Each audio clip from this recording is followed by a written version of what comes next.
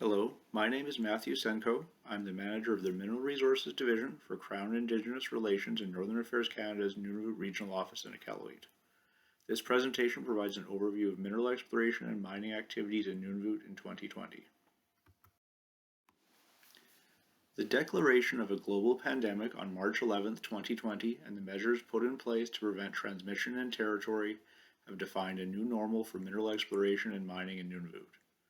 The 4 active mines sent their Nunavut-based workforce home starting March 16th to avoid any risk of transmission from the mine site to the local communities, and put in place measures to screen inbound workers for COVID-19 and to prevent transmission at site. Although there were some earlier false positives, the first cases were not confirmed until September 19th at both the Mary River and Hope Bay mines. Meliadine reported its first confirmed case on September 29th. Since March 24th, 2020, travel into Nunavut has been prohibited for non-residents, with some exceptions including rotational workers at the mines. This led many proponents to cancel or delay planned exploration programs. However, several companies were able to obtain clearance from the Chief Public Health Officer to enter the territory and proceed with programs. These companies had to either charter flights from outside of territory to their exploration site with no community contact, or undertake a 14-day quarantine period before entering the territory. 2019 saw a drop in mineral exploration spending in Nunavut, down from $155 million in 2018. This was offset by increased mine complex development spending, notably to bring the Meliadine and Amaruq mines into production. Gold remains the focus for mineral exploration in Nunavut. Before the impacts of the pandemic had been felt, spending intentions for 2020 were forecast to decline a modest 6% from 2019 levels as of February. Revised spending intentions current as of September totaled to $68 million, Nunavut's lowest level of exploration spending since before 2002. Since the formation of the territory in 1999, more than $4.4 billion has been invested in exploration and deposit appraisal in Nunavut. Senior companies account for the bulk of spending in recent years. In 2019, Nunavut's mineral production had an estimated value of $1.3 billion, although it reflects only a partial year of production for both Meliadine and Amaruq, which reached commercial production in May and September of 2019, respectively. Reduced operations because of COVID-19 caused the operators to withdraw their original production guidance, but the overall total is expected to exceed last year's because it will include a full year of production from the new mines. The total value of mineral production is also expected to be higher because of significantly increased prices for both gold and iron. CIRNAC is advancing several initiatives to benefit the mineral industry in Nunavut. Since many mineral tenure holders were unable to proceed with planned work, they were allowed to apply for relief from work requirements for prospecting permits and mineral claims under the Nunavut mining regulations. Those regulations were also amended to allow for a 1-year waiver of mineral lease rental payments upon request. On November 1st, the amended Nunavut mining regulations came into effect and started a 90-day coming into force period to allow for the implementation of Nunavut Map Selection starting January 30th, 2021 to allow for online mineral claim selection. Mandatory conversion of all existing ground state claims will take place during the coming into force period. No new prospecting permits will be issued going forward, although existing permits may finish out their duration. In preparation for the new system, the Guide to Writing Assessment Reports and the Simplified Report Handbook have been updated to reflect the regulatory amendments. CIRNAC has started the process to replace the Nunavut Minerals or NUMIN database with a modern spatial application. In parallel with these efforts, the Canada Nunavut Geoscience Office has begun work to update the Nunavut Geoscience.ca website on which NUMIN is hosted to create a more user-friendly interface. The Exploration and Mining on Crown Lands in Nunavut Guidebook was released in 2005, but many regulatory changes since have made the document obsolete. Work is underway to create an updated version of this document which takes into account those changes.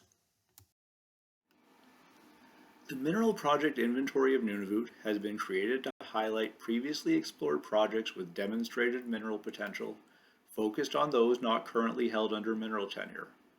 This project was undertaken to promote Nunavut's mineral potential, especially in light of Nunavut Map Selection's implementation in late January 2021. All projects of which CIRNAC is aware that have occurred in Nunavut since 1997 are included in this file. The project is saved as a KML file and can be opened in Google Earth, making it user-friendly for the general public.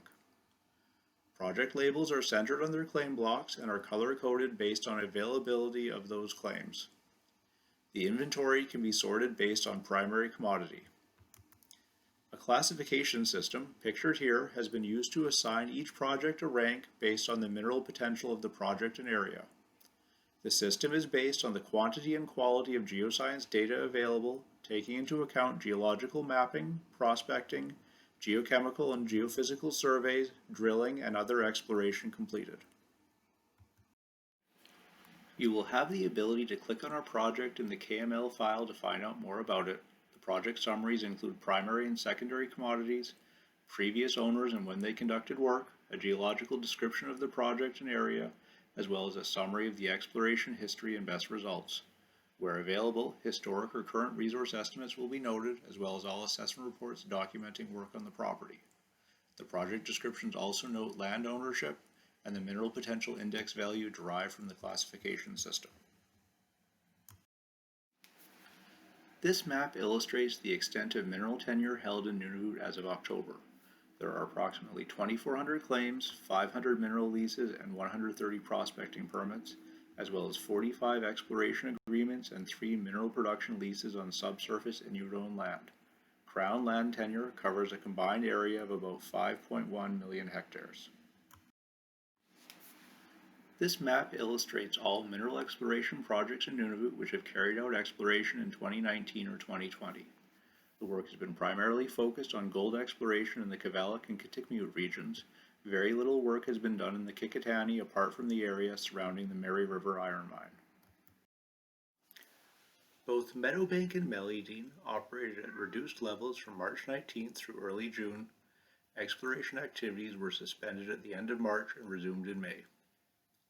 Open pit operations at Amaroq were reduced to approximately 50% capacity in April, and the process plant was put on care and maintenance until late May. Operations gradually ramped back up and full production levels were achieved in June, with steady performance reported in the third quarter. Agnico Eagle received authorization to extract ore from the IVR and Whaletail underground deposits, but uncertainties associated with the pandemic have postponed underground development at Amaroq to 2021. A conversion drilling program was completed over a portion of the IVR West area to potentially add it to the mine's mineral resources. Despite challenges earlier in the year, including a major failure of the apron crusher feeder and an operational slowdown in April and May, operations at Meliadine reached normal levels of production in June and achieved a quarterly record of more than 94,000 ounces in the third quarter. The company received an authorization from the Nunavut Impact Review Board to increase the level of saline discharge into the sea and has applied to install a permanent water line for this discharge to replace transportation by truck. The final hearing on this matter is anticipated in February 2021. Conversion drilling at the Discovery Satellite Deposit was completed in 2020. As of the end of September, 11,150 meters had been drilled for conversion, geotechnical, and exploration purposes. This work is intended to generate sufficient information to convert portions of the indicated and inferred mineral resources into reserves by the end of 2020 to be incorporated into a preliminary technical study next year. Regional exploration was temporarily suspended from the end of March through May. A $4.8 million budget was assigned to regional exploration with an emphasis on identifying and developing new mineral resources near existing infrastructure. The program included 50 drill holes totaling almost 9,500 meters, collection of about 700 till and 3,100 grab samples, and completion of more than 100 line kilometers of induced polarization ground geophysics and almost 3,500 line kilometers of electromagnetic and magnetic airborne geophysical surveys. In January, TMAC Resources initiated a strategic review process to explore a potential sale or merger of the company or a joint venture for the Hope Bay project. This process led to TMAC entering into an agreement with Shandong Gold Mining Co. Limited, under which Shandong has agreed to acquire all outstanding shares of TMAC. 97% of shareholders have approved this arrangement. The outcome of a national security review ordered under the Investment Canada Act is needed before the agreement can conclude. The company scaled down operations and reduced the workforce at site in March as part of its infectious disease control plan, and also suspended exploration and development activities and focused on mining from previously developed stopes. Since the end of July, the processing plant has only operated half-time, processing newly mined tons and remaining stockpiles for 3 weeks at a time. Production for the first 3 quarters of 2020 totaled 78,680 ounces of gold at an average 85% recovery. This compares to more than 114,000 ounces at an average 82% recovery for the same period in 2019. Full year production is forecast at 95 to 100,000 ounces. 2 employees were confirmed as being COVID-19 positive on September 21st, and additional positive cases led the governor of Nunavut to send a rapid response team to assist with contact tracing and the management of the situation. A travel embargo was placed on the site for 13 days, and a total of 14 positive employees were identified. TMAC announced in August that it had to reduce its workforce to align with the reduced operations. Additionally, its Nunavut-based workforce that was sent home in March were terminated on September 27th. As part of its response to the COVID-19 pandemic, TMAC largely suspended exploration and development activities in March. Before this occurred, the company completed more than 3,300 meters of surface definition drilling at Madrid North on the Nartok West Zone to facilitate detailed stope design and development. Surface mining of the Madrid North Crown Pillar was also suspended in March, and this work and further development at Madrid North is not expected to resume until 2021. Also in March, the company released the results of a pre-feasibility study for the Hope Bay project.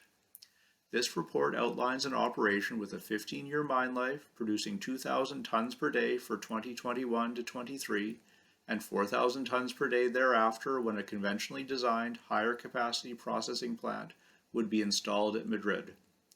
The study outlines proven and probable reserves of 3.5 million ounces of gold at an average grade of 6.5 grams per ton, as well as 5.2 million ounces in the measured and indicated resource categories, and 2.1 million ounces of inferred resources. No surface exploration was carried out past the first quarter, but it is expected to also resume in 2021. In March, Sabina was poised to begin a winter drill program, but following the declaration of a pandemic, the program was deferred and all camp staff demobilized as a precaution. In June, the company closed a $55 million financing to advance further development of the project. Sabina also announced it received an authorization for the project's tailings storage facility, the last major authorization needed for construction and operations of the Back River project. The company commenced an expanded program in July, including 8,500 meters of drilling to test the Umwelt underground and up to 5,000 meters focused on infill drilling and plunge extension at Lama. The drilling at Umwelt focused on the V2 zone under the proposed open pit and returned multiple high-grade intersections with results of up to 19.9 grams per ton gold over 32.2 meters. A 2,000 line kilometer VTEM survey was flown over key areas of the Goose property and regional areas and is intended to be used for target prioritization and evaluation. Pre-development work included extending the all-weather runway to 4,500 feet to allow use of heavy-lift aircraft to support development and future operations. Blasting and quarrying took place to construct roads to connect key areas within the project's footprint. Surface work and equipment mobilization to support an underground exploration ramp at Umwelt is underway, with collaring of the decline expected in early 2021. Work on the portal box cut is also underway, and expected to be completed before year-end. Blue Star acquired the Ulu gold project from Mandalay Resources in February 2020. The company received permission to proceed with a drill program at both Ulu and its adjacent Hood River project, with work starting in early July. 38 drill holes were completed during the program, with most targeting the North Fold Nose Zone on Hood River and the Flood and Gnu Zones at Ulu. Assays released to date have returned results of more than 13 grams per ton gold from both the Flood and NFN zones and a very high-grade short interval from the Gnu Zone.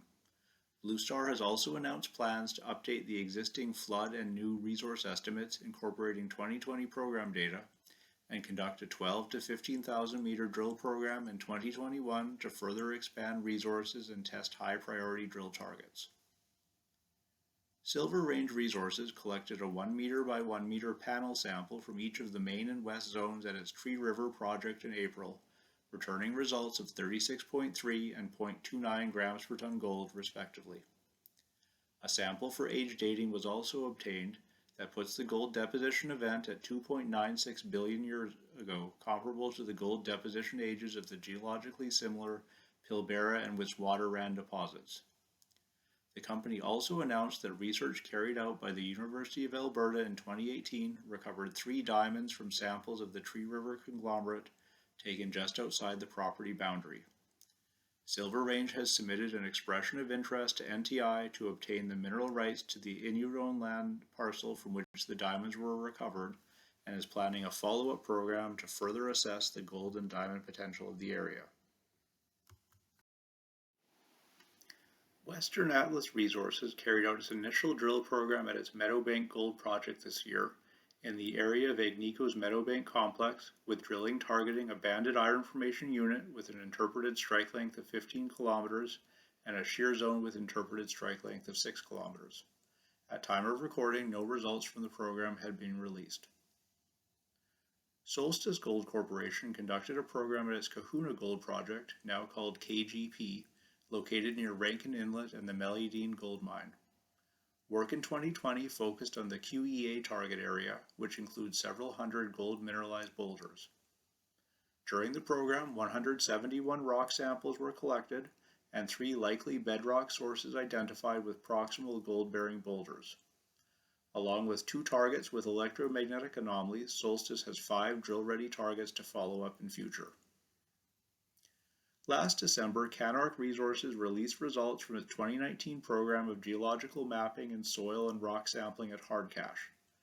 This work identified the dryland zone with samples grading up to 18.7 grams per ton gold and expanded the swamp zone and malachite and pond prospects. A Phase 1 reverse circulation drill program was proposed to follow up this work.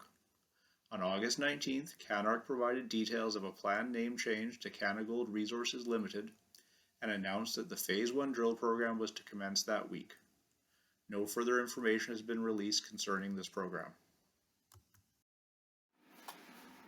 De Beers cancelled proposed work at its Chidliak project northeast of Iqaluit in 2020 because of the pandemic restrictions.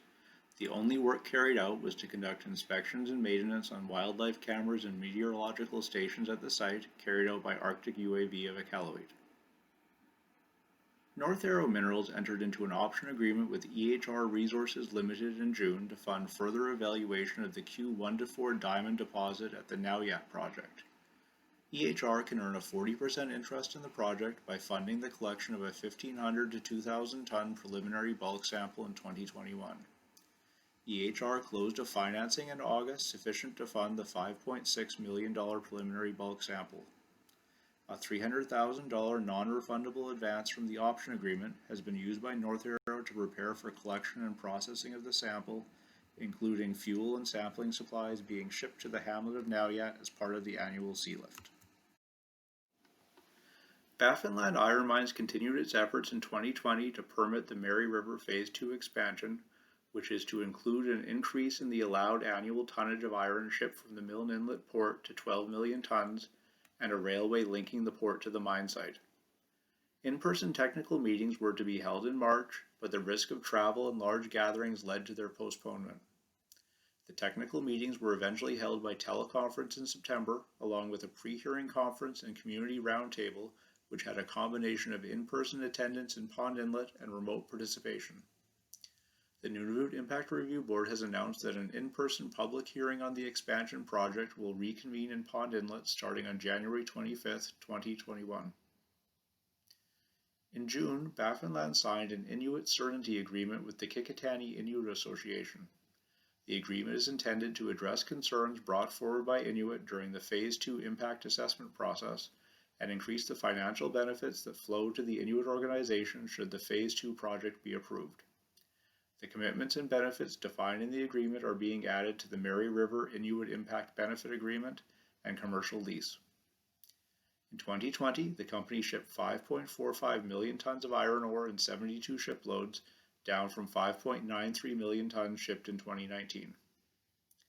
Exploration and infill drilling activities at Mary River resumed in 2020 with the objective of upgrading and expanding the resource at deposits number 1 and 3.